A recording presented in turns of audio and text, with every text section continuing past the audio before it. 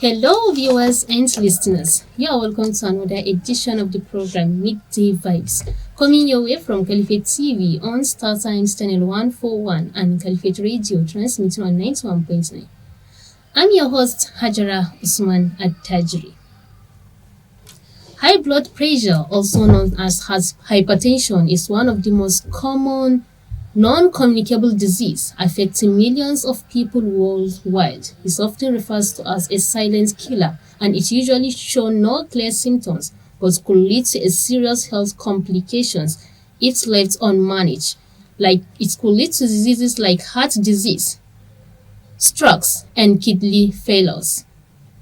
In Nigeria and other developing countries, rising cases of hypertension have been linked to poor hydration, like poor diet, stress, lack of proper management, among others.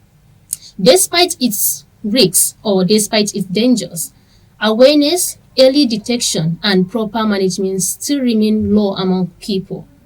And this raises an important question. How well do we really know high blood pressure? And how can we prevent its impact on public health?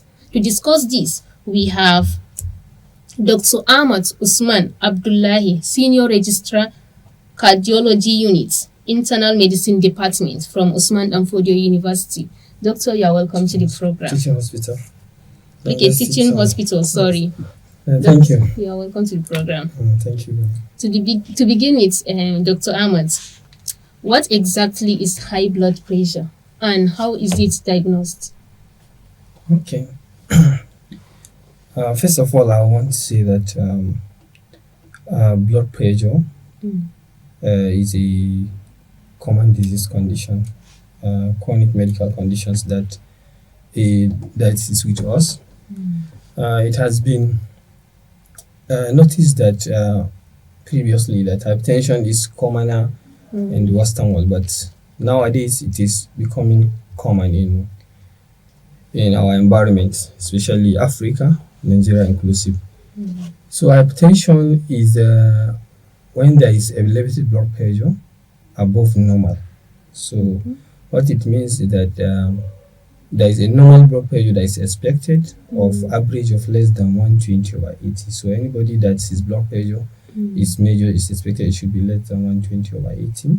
Okay. But the blood pressure can start becoming elevated until it reaches a stage that you call it hypertension when measured many occasions. For example, once the blood pressure is more than 140/90 or equal to 140/90, it is within the hypertension range. So you can now define hypertension as the elevated blood pressure that is greater than or equal to 140/90 that is measured in several occasions, maybe 2 or 3 occasions. So what it means is that measuring blood pressure once and 140/90 once is not enough to say somebody is hypertensive.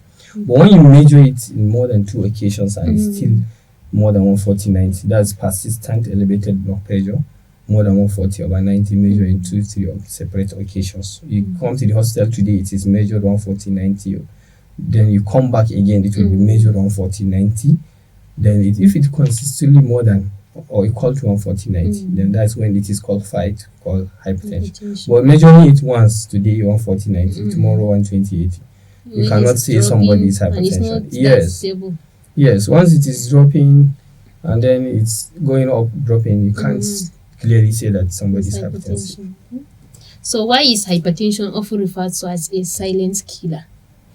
Yes, it's referred to as a silent killer. One of the reasons is that it's asymptomatic. When we say asymptomatic, it has no symptoms in most occasions. But in few occasions, some may come with symptoms of headache, dizziness, palpitations, and all that. But majority of times, it has no symptoms. Many people doesn't know they are hypertensive until when they come to the hospital for visits. They incidentally they will ask their BP to be measured and then they will find out that they are hypertensive. But in most people, hypertension is not commonly It's usually asymptomatic. So that's one. Then another one, it is why it is called silent killer. It's the fact that it doesn't have symptoms. It means somebody can be with hypertension for years. Once you did not measure that BP, you will never know. And this is a condition that can affect vital organs in the body, including the brain, the heart, the kidneys, the eyes.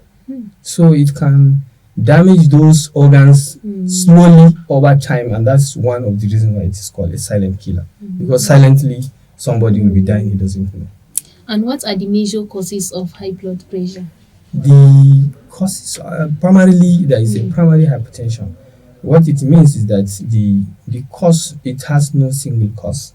There's also secondary hypertension. So I want to start with primary hypertension. In 90 to 95% of cases of hypertension that we see in our hospital settings are primary hypertension, meaning that there is no single cause, but there are risk factors.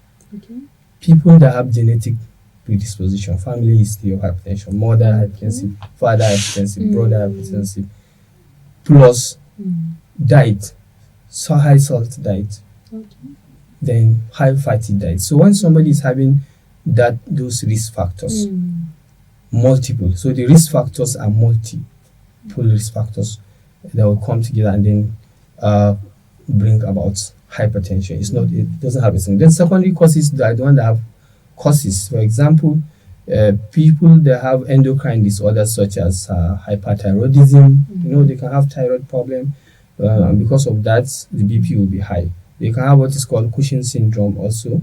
Then there is also other causes like drugs, oral contraceptives. These common oral contraceptives that we use for family planning, they are also attributed to hypertension. Use of steroids, some people can just go and inject themselves with steroid because they want to become fat. That can lead to hypertension. So those are secondary causes that can be reversible. But the primary cause, they have multi. Once we treat these secondary causes, like for oral contraceptives, you stop the oral contraceptives. Like for the people that use injection to become fat, they stop the injections. Then the BP will come back to normal. Yes, it will be reversed. But the primary, it will not. It is they are multifactorial. You have to manage the risk factors. You've mentioned that some of it already, but you want to know who is most risk of this high blood pressure, of developing it. Most people that have family history of hypertension are at risk. You earlier mentioned. Yes. Then also on top of that family history, there should be injection of high salt, then fats, excessive fatty meals, such as eating a lot of suya, a lot of eggs. All those things, they can contribute to somebody developing hypertension. Though you've mentioned that it doesn't show clear signs or symptoms, but are there any early signs that people can realize that this is some of the sign of high blood pressure, so that they can treat it early? The fact that, like I said earlier on, that is most people doesn't have symptoms, and that's why it is called a silent killer. So what it means, you cannot rely on the symptoms before you go to the hospital to check for your blood pressure. Once you have family history of hypertension, or you have to be checking your BP very regularly. Even if you don't have, you still have to check, but not as regular as somebody that has family history. So I can say that there are symptoms that those that have elaborate blood pressure, like dizziness, persistent dizziness, occasionally you have dizziness, headache, palpitation, heartbeats, then you need to go and find out why that your blood pressure is high. So how does lifestyle changes contribute to high blood pressure? Yes, one of the, like I stated earlier on, lifestyle, eating habits. We need to regulate that, because if you don't regulate your diet, there is risk of you. You need to take less salty, less fatty meal. Ensure that you do regular exercise. So lack of exercise can contribute. Cigarette smoking, ingestion of large alcohol, they are all risk factors of hypertension, plus the other factors I mentioned, especially high salt intake. Though you've mentioned that diet and taking of salty things, like and you mentioned that the taking of snacks maybe can contribute. Snacks, yes, are part of it, because so what role does it play in contributing it? Yes, the fact that it has a large amount of salt. The salt in there, when you take in salt, it goes into the blood. Once it reaches the blood it tends to draw water with it. That means it drags water. So the more the salt, the more you feel thirsty and the more you take water. So that salt plus water, when it will increase the blood volume. And increasing that blood volume will now cause the blood pressure to be high. So that's how the salt will cause that. Of course, the kidneys are the one that handle salt. But people that are predisposed to have high blood pressure, hypertension, they have problem. Their kidneys have problem with handling salt, and that will make the salt remain in the blood. It will retain more water from the kidneys, and then the volume of the blood will increase, and that will elevate blood pressure. Can stress alone cause high blood pressure? Stress alone, studies based on several studies that were done, stress alone single-handedly is not a cause of hypertension. However, stress can cause blood pressure to be high. High blood pressure is not always the same thing as hypertension. Like I stated earlier on that, okay, somebody can have high blood pressure now. You are under stress, BP measured very high. After you go and sleep and come back, BP measured normal. So stress can cause blood pressure to be elevated. But from the definition of hypertension we mentioned, for you to say that somebody is hypertensive, the blood pressure has to be consistently elevated all through. Anytime you check BP high, that's when you now say something. But stress does not usually, acute stress does not. But some people can be predisposed to chronic stress, either emotional stress, psychological stress, physical stress, any form of stress that can persistently keep that blood pressure to be high. So people that have other risk factors like genetic family history, diet habits, plus this stress, then that stress will now contribute. So we can clearly say that stress contributes to hypertension, but it's not single-handedly a cause of hypertension. How dangerous is untreated or unmanaged hypertension? Very dangerous. The fact that it can, like I said earlier, it has effects on the brain, and so it can cause stroke. Somebody with weakness on one side of the body, unconscious and all that. Then heart failure. The heart attack is also hypertension. It can also cause heart attack. It can cause heart failure. See somebody in difficulty in breathing, with body swelling, cough, or heart attack. You see somebody with serious chest pain, and that's hypertension. Then also it can affect the kidneys. It can cause acute kidney failure. Somebody will just have renal shutdown, stop producing using, the body will be swell up, and then before you know it, people will start talking about dialysis. And the cost of dialysis is very huge. Per week, somebody can spend up to 60,000 naira. If you multiply in a month, 240. So just multiply that in a month, from months to years. So hypertension has both it causes it affects somebody medically and also economically. So the danger of hypertension is that it's something that can be managed. So it should be identified early and then treated. If not, it can consume somebody's wealth and everything. So it really needs to be managed properly. What are the possible complications of high blood pressure? Yes, these are the ones we just stated: stroke, heart failure, renal failure. You've mentioned stroke, right? Yes. What about paralysis? Some people are... Yes, paralysis is a manifestation. That is a feature of stroke. What it means, those are the things you see and know that somebody is having stroke. If somebody is having paralysis on one side of the body, it's an indication that that patient is having stroke. Even though some can have stroke without having weakness, but the commonest one you see is paralysis on one side of the body. One leg, on one side, let's say left upper limb, left lower limb, or right upper limb. So those are the signs you see to say that this patient is having stroke. How can individuals prevent hypertension from developing? Like you mentioned that if you check your blood pressure and is high, it reaches 140/90, right? Yes, greater than or equal to 140 equal to 140. over 90. So how can that person prevent it from developing from 140 upwards? Yes, what first of all, he definitely has to come to the hostel. We confirm. We ask him to come back for second visit to check the BP. If the BP is still more than 140/90, it means that blood pressure is persistently high. Therefore, it's likely that the patient is hypertensive. There are other ways we do. There are 24 hours ambulatory blood pressure. We can put a machine on you for 24 hours. That machine will record all your blood pressure over 24 hours, and you can look at that to know whether you are hypertensive. That can help us to confirm you're hypertensive. Then, so to how he will manage that is he should be on diet modification, like the one we stated earlier on, for 3 months. Then, if despite diet modification, low salt intake, exercise, low fatty meals, more vegetables and fruits. So when you do that for 3 months and the BP is still not controlled, then we start him on medications. So that means he needs to come to the hospital for that.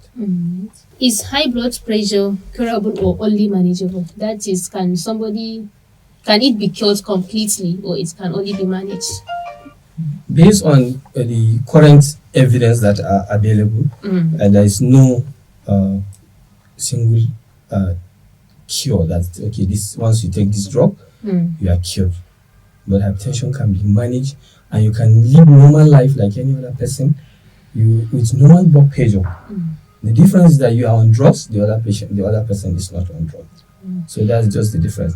But you have to be on drugs, and then you have to be on follow-up in your hospital. What are the common myths people have about hypertension?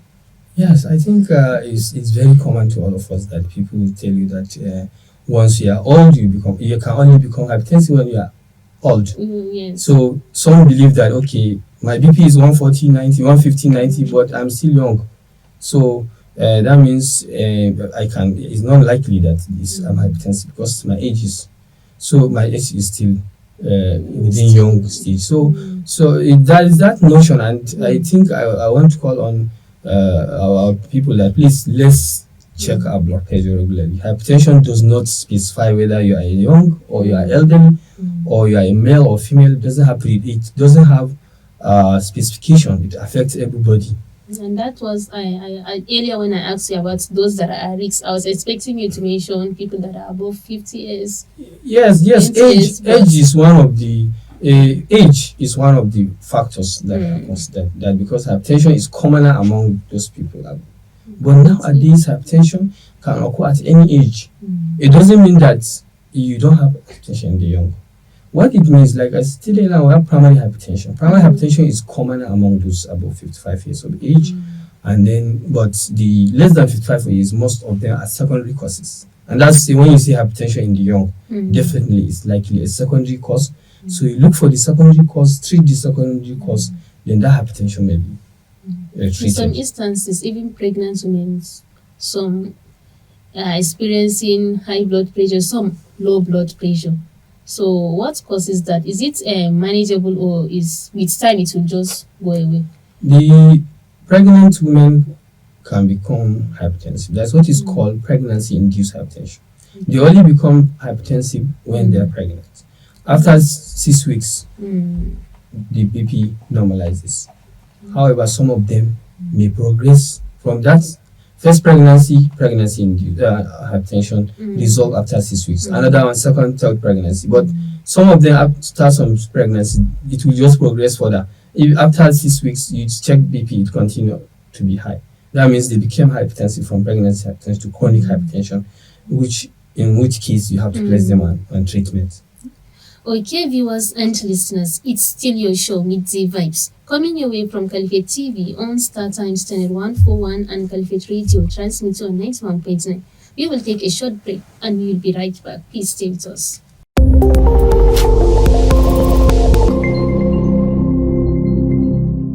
Welcome back. In case you've just joined us, this is Midday Vibes, coming your way from Caliphate TV on Star Times 141 and Caliphate Radio, transmitted on 91.9.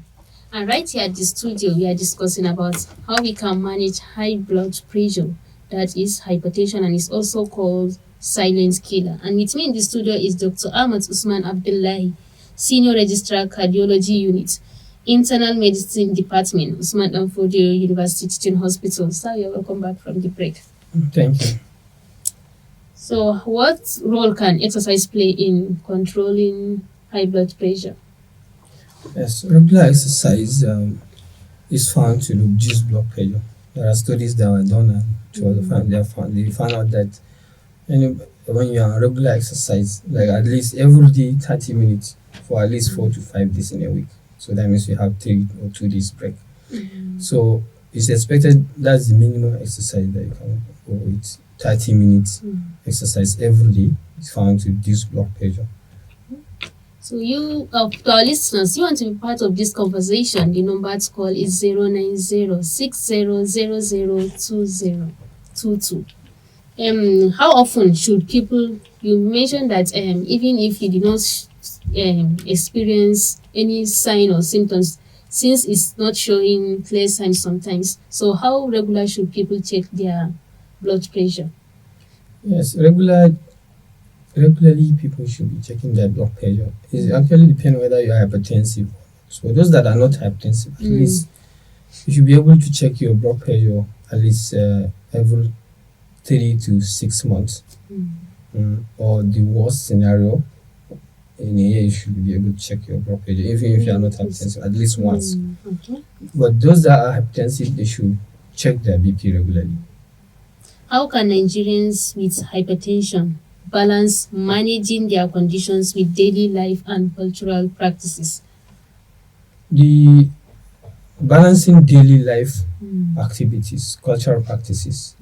Because some patients, they will be advised to stay away from stress and other things. Yes, the main thing is, like I said, I just told you that if somebody is not hypertensive, you check your BP regularly and ensure that you exercise, and then you minimize high salt intake. Those are generally preventive measures of hypertension. So how to balance your cultural practices depend on the cultural practice, because when you check, there are so many cultural practices that people do.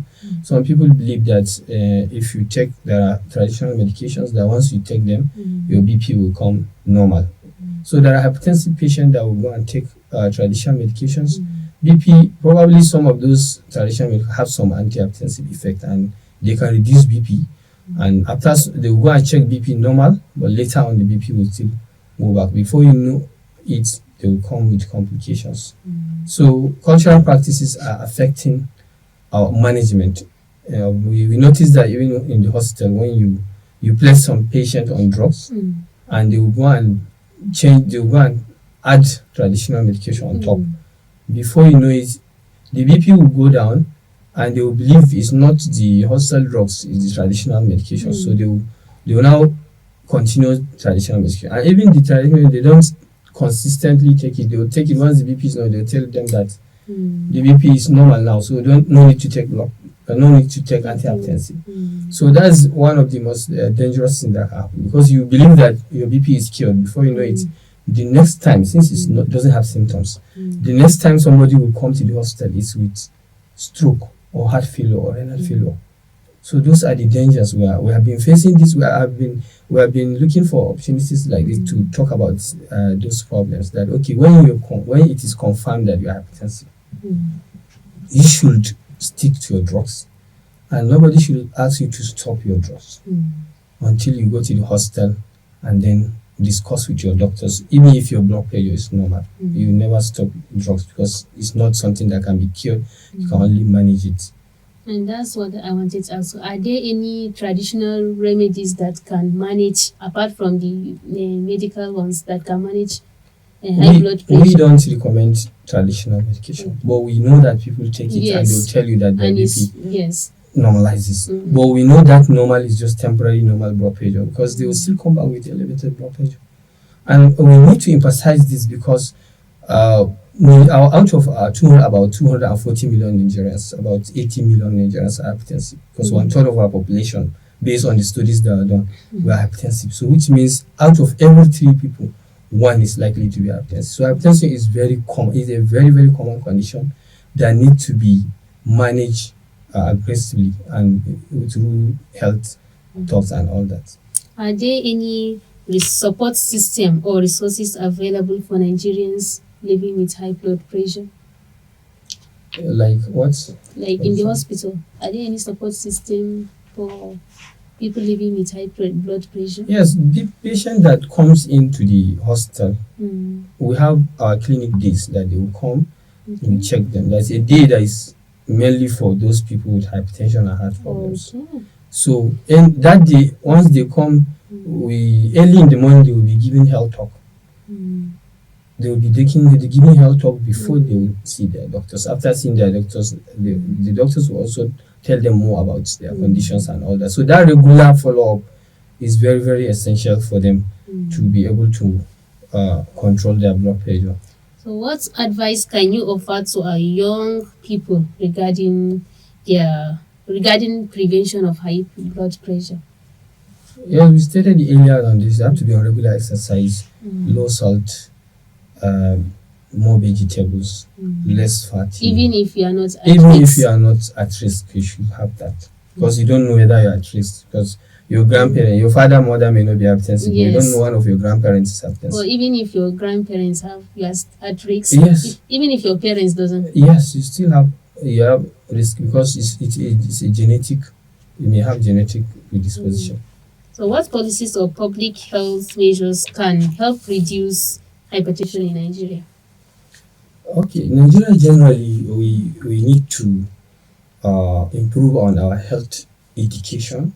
So we should educate people on health talk on hypertension, what hypertension is and what are the likely complications that hypertension comes with, so that people will always have that mind of going to check their blood pressure regularly. Then regular screening blood pressure.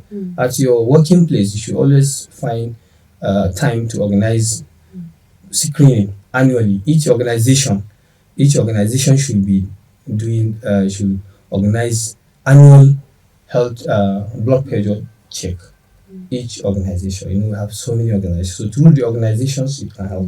The government can also come with health campaign measures of, okay, today let's go out and let's come out and do blood screening all over the nation. Everybody should know their blood pressure and let them know whether they are hypertensive or they are at risk of becoming hypertensive, so that they will take the necessary measures. Then again, we have primary health care all over the nation. So the government can use primary health care as it is the closest healthcare facility to our local government, and in our local government, the closest place to our people is primary healthcare. So the government can provide blood pressure check, instrument that we use the speak, so that the primary healthcare, free. Primary healthcare staff can be checking blood pressure regularly. They can just invite people, community, come, let's check our blood pressure, and maybe weekly, so that from there you pick people that have higher blood pressure early. Then from there, if you can manage them, you manage them at that stage. If you cannot manage, you transfer them to general hospitals, and then from there they can be managed. So the primary health cares are you have the CHIU there, community health extension workers, nurses are there. So I believe training those the CHIU, that's the community health extension workers and nurses, on how to dictate hypertension, how to diagnose hypertension, and how to start basic medication, antihypertensive, so that when they start and BP is controlled, at least that will help to prevent, because so many of them cannot transport themselves from their local places so it's a very far place for someone to leave that place and come to the town for blood pressure, so but if they can be trained, so the government should train those health workers there that are very close to the people, so that hypertension can be detected early and then managed early to prevent those complications. Because any person that develops hypertension and come with those complications, the management, the money that is going to spend, transport and all that, managing those complications is not easy. So if what I though you've mentioned that people should be taking more of veggies and other things, Yes, are there any please. most Plenty. effective lifestyle changes that can prevent someone from becoming from developing high blood pressure? Like as I told you, high blood pressure is a multifactorial. It has multiple factors, like we mentioned so many of them. Mm. So, individual that has family history, you cannot remove that family history from you, isn't it? So therefore, the only thing you can do is to look at those risk factors that we mention and avoid lack of exercise, avoid heavy meals. Somebody will sit down and eat very big plate every day and then becoming huge and all that. So obesity, somebody can obesity is a risk factor to hypertension. Or you'll be eating all these snacks, soft drinks, and so most of those things they can predispose somebody to eventually becoming hypertensive or diabetic. And you know diabetes also coexists with hypertension. They are related. If you see somebody diabetic, it's just a matter of time he's likely coming up with hypertension later in life. So it's not an absolute rule, but it's you see the hypertension and diabetes they coexist. yes, they coexist, especially in diabetic patients. Yeah. They eventually develop. Some of them is because of the effect of diabetes on the kidney. So once the kidneys are affected, the kidney will cause chronic kidney disease will cause hypertension. Because kidney disease can cause hypertension and hypertension can cause kidney disease. They can cause each other, vice versa. So many risk factors. So it's not something that have absolute treatment or absolute prevention, but you look at all these risk factors and then avoid cigarette smoking, higher alcohol intake and all that. So what's the role of awareness in helping to prevent high blood pressure? Because some people are at risk, but they are not aware that if this risk factor can lead to for them to develop high blood pressure and hypertension. Yeah, like we said on family history, it's not something that you see this person has, you are sure has family history or it doesn't. If you don't come to the hospital, there's no way we know that you have family history. But if you know that you have family history, even if you don't know, because like I told you, grandparents. Some people know, but they don't know that they are at risk of developing. So what's the role of what do you, in that essence, what advice can you offer to the government? Yes, that's what we say that okay, regular health education on hypertension. Yeah. Campaign, media campaigns regularly that okay, you see this condition is something that is very difficult to manage. So let's see how we can prevent it. Because it's one of the majority of medical conditions you see in our hospitals are hypertension and its complications. Most of admissions you see in medical wards are hypertension and its complications. So thank you very much, Dr. Ahmad Usman Abdullahi, Senior Registrar Cardiology Unit, Internal Medicine Department, Usman Danfodiyo University Teaching Hospital. Thank you for honoring our invitation and thank you for sharing your thoughts with us today. Okay. Thank you very much.